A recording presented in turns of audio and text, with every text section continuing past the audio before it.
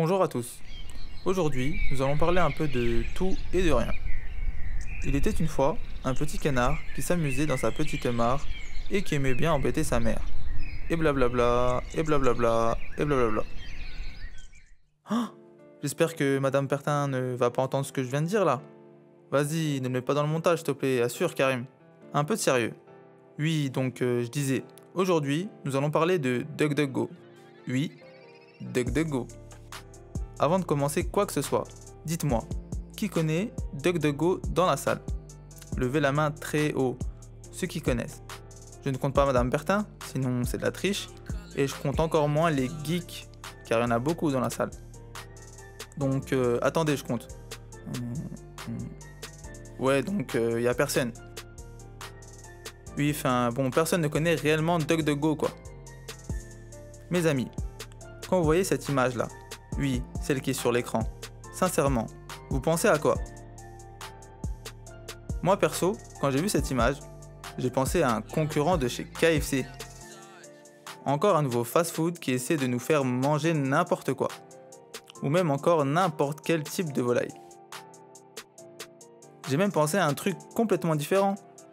J'ai cru que c'était un concurrent de Blablacar. Je dis ça parce que DuckDuckGo. Enfin, c'est le fameux Go. Go m'a perturbé. Revenons à notre canard.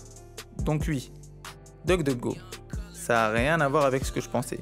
Et donc, ce que vous pensez aussi. DuckDuckGo est un moteur de recherche. Vous savez ce que c'est un moteur de recherche? Attendez. Je vais demander à ma collègue qu'elle vous fasse une petite piqûre de rappel. Pour ceux qui ne le savent pas. Si Madame Bertin me le permet, bien sûr. Tous les moteurs de recherche sont créés à partir de codes informatiques. Ces codes permettent de créer des programmes comme les Spider Robots. Les Spider Robots parcourent le web de lien en lien et analysent chaque page web. Sur chaque page web, les Spider Robots listent tous les mots rencontrés.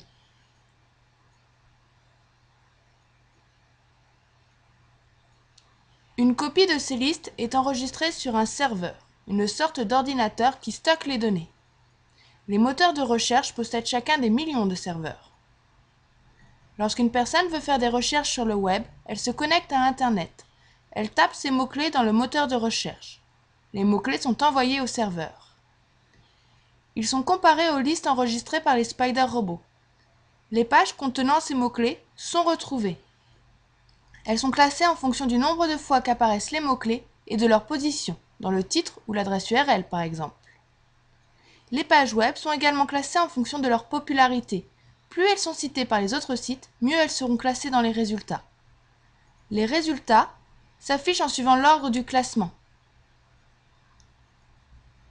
Certains sites peuvent acheter des mots-clés auprès des moteurs de recherche pour apparaître sur les premières pages des résultats. Ce sont des annonces publicitaires. Vous inquiétez pas, moi aussi j'ai rien compris à ce qu'elle a dit. Les Spider machin chouette, j'ai lâché l'affaire. Oui donc, en gros, voilà, DuckDuckGo est une sorte de Google, mais avec quelques particularités. Je vous explique. Ça, c'est des moteurs de recherche lambda, qui ont pour but de vous aider à trouver des informations, mais aussi d'enregistrer un maximum de données personnelles sur les usagers, et ça, sans vous demander bien sûr. C'est un peu des voleurs quoi. Bon, en réalité, je pense qu'ils font ça pour nous étudier.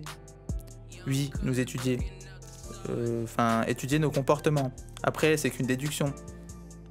Peut-être qu'aussi qu'ils partagent nos informations à des sociétés d'études en contrepartie d'une somme d'argent.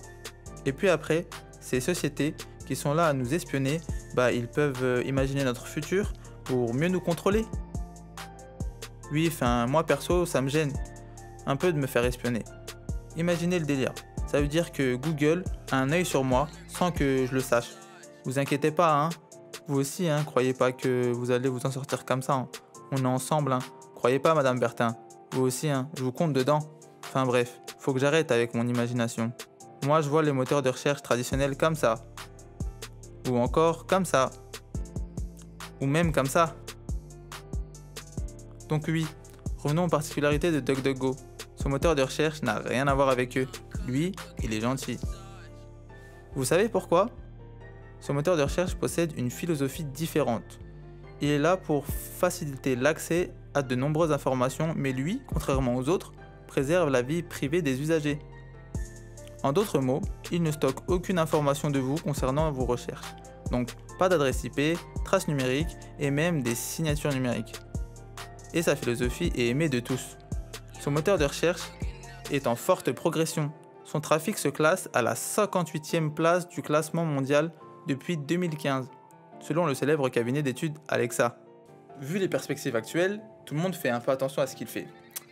Avec les PC, avec les téléphones et aussi avec les objets connectés. Donc avec DuckDuckGo, tout est résolu quoi. Je vais vous expliquer quelques avantages. Il ne conserve pas les infos perso, ne piste pas les usagers avec les annonces et ne piste pas en navigation privée et encore moins en dehors. Mais DuckDuckGo n'est pas parfait, malheureusement. Il y a aussi des inconvénients. Donc il a un manque de notoriété. Vous savez, hein, personne ne sait, personne n'est au courant de ce fameux moteur de recherche entre guillemets qui protège les informations privées. Et encore moins de communication. Il a un manque de communication. Enfin, personne n'en parle. Et regardez, moi je fais en gros de la communication gratuite. Donc parlez-en autour de vous. Et surtout faites comme lui.